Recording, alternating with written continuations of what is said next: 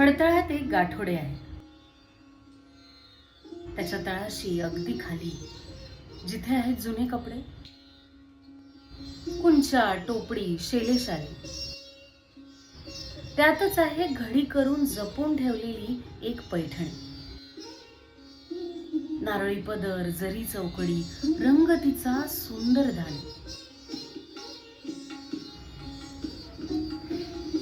माझी आजी लग्नामध्ये हीच पैठणी नेसली होती.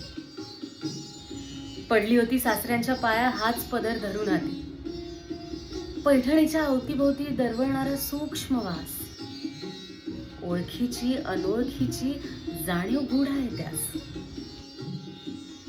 धूर, कापूर, उदबत्त्यांतून जळत गेले किती श्रावण, पैठणीने जपले एक तन एक मन. मखमली बोटे पैठणीला केव्हा पुसली, चमेलीची शेवंतीची आरास पदरा अडून हसली. वर्षांमागून वर्ष गेली, संसाराचा सराव झाला.